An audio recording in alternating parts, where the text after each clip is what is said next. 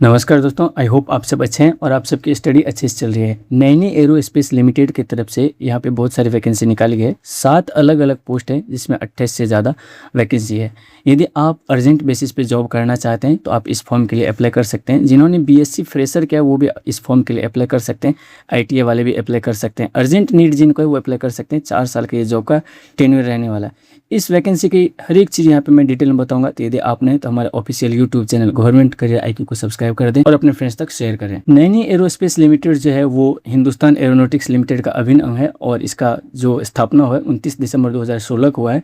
प्रयागराज मिर्ज़ापुर में ये है और इसका काम है प्रोडक्शन ऑफ एयरक्राफ्ट, हेलीकॉप्टर का लूम बनाना, बाकी चीज़ के विंग्स बनाना और ड्रोन वगैरह बनाना। इस कंपनी के पास डीजीसीए का भी अप्रूवल है जो रिमोट पायलट ट्रेनिंग के लिए है। 4 साल का ये जॉब का यहाँ पे टेन्योर रहने वाला है और नॉन एग्जीक्यूटिव कैटेगरी के अंतर्गत जाती है ये फॉर्म। इसका टेन्योर ऑफ एंगेजमेंट जो रहने वाली है वो 4 साल की रहने वाली है। 4 साल जैसे ही ये पीरियड पूरा हो जाएगा आपको सैलरी मिलना बंद हो जाएगा, लेकिन ऐसा हो सकता है कि आगे चल के 4 साल से ज़्यादा भी ये जॉब कंटिन्यू रख सकती है। ये कंपनी के ऊपर डिपेंड करती है। हालांकि अभी कंपनी कोई भी प्रकार की अप्रूवल या फिर प्रॉमिस नहीं कर रही है आगे के कंटिन्यूएशन को लेकर। पोस्ट वाइज यहाँ पे हम लोग क्वालिफिकेशन देख लेते हैं। यहाँ पे फ्रेशर का भी पोस्ट है, लेकिन हम लोग शुरू से देखते हैं। ऑपरेटर इलेक्ट्रॉनिक मैकेनिकल के लिए यहाँ पे 8 पोस्ट दिए गए हैं जिसमें 2 साल का आईटीआई के साथ 10th पास होनी चाहिए। वहीं पे ऑपरेटर फीटर के लिए 5 पोस्ट दिए गए हैं, 2 साल का आईटीआई 10th पास होने चाहिए। इलेक्ट्रीशियन के लिए भी 6 दिए गए हैं, 2 साल का रेगुलर आईटीआई और 10th पास। जूनियर असिस्टेंट आईएमएम के लिए 3 यहाँ पे पोस्ट दिए गए हैं। Full time BCom BSc recognised university से और साथ में कंप्यूटर का सर्टिफिकेट होने चाहिए 6 मंथ वाला, जो कि है डीसीए का। और आपने यदि बीसीए किया है तो भी आप अप्लाई कर सकते हैं। वहीं पे जूनियर असिस्टेंट एचआर के लिए BA BSc BBA BSW recognised university से होने चाहिए और प्रोफिशिएंसी होनी चाहिए सर्टिफिकेट टाइपिंग और स्टेनोग्राफी का होने चाहिए कंप्यूटर का 6 महीने का। जूनियर असिस्टेंट फाइनेंस के लिए यहाँ पे 2 दिए गए हैं और एचआर के लिए 2 दिए गए थे।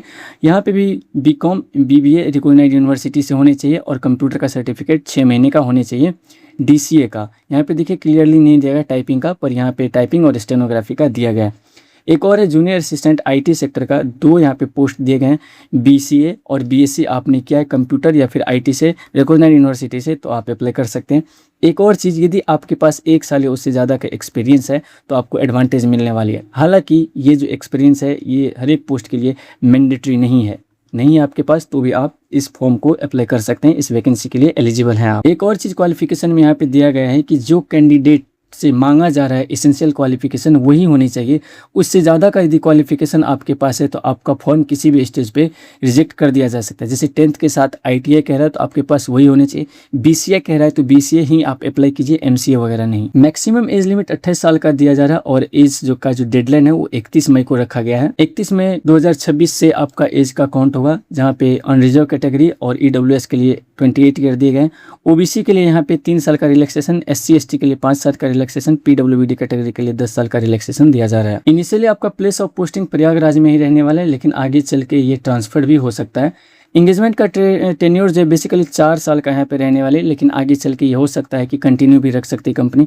जैसे आपका 4 साल का टेन्योर पूरा होगा आपका सैलरी मिलना बंद हो जाएगा, लेकिन कंपनी अभी कोई भी प्रकार की गारंटी या फिर प्रॉमिस नहीं कर रही कि आपका 100% आगे चल के ये पोस्ट कंटिन्यू रहेगी। एंगेजमेंट का जो टेन्योर है उसके दौरान आपका बेसिक पे यहाँ पे ऐसा रहने वाला है। टोटल मिलाकर आपका 4,56,000 आपका ऑपरेटर में मिलेगा। जूनियर असिस्टेंट में 4,96,000 सैलरी मिलेगा आपका पर ईयर। सिलेक्शन का प्रोसेस, जैसे कि ये फॉर्म ऑनलाइन है तो सिलेक्शन भी यहाँ पे ऑनलाइन ही होगी। यहाँ पे स्क्रीनिंग टेस्ट होगा एक, जो कि 60% आपका यूआर ओबीसी एनसीएल और ईडब्ल्यूएस को लाने हैं। वहीं पे रिजर्व कैटेगरी के लिए 50% या फिर उससे ज़्यादा वाले को क्वालिफाइंग मार्क मिलेगी। स्क्रीनिंग टेस्ट के बाद आपका रिटन टेस्ट होगा जो कि लगभग 2.5 घंटे का होगा और उसमें जनरल अवेयरनेस, इंग्लिश, रीजनिंग वगैरह आपसे पूछे जा सकते हैं आपके कंसर्न डिसिप्लिन पे। लेकिन ये अभी फिक्स नहीं कि रिटन टेस्ट हो गए, उसके बाद डॉक्यूमेंट वेरिफिकेशन, फिर मेडिकल एग्जामिनेशन और आपको जॉब मिल जाएगी। आप ऑनलाइन पेमेंट करेंगे 200 रुपये का। एप्लीकेशन फी की बात करें तो यहाँ पे 200 रुपये लगेंगे अनरिजर्व ओबीसी और ईडब्ल्यूएस कैटेगरी के लिए।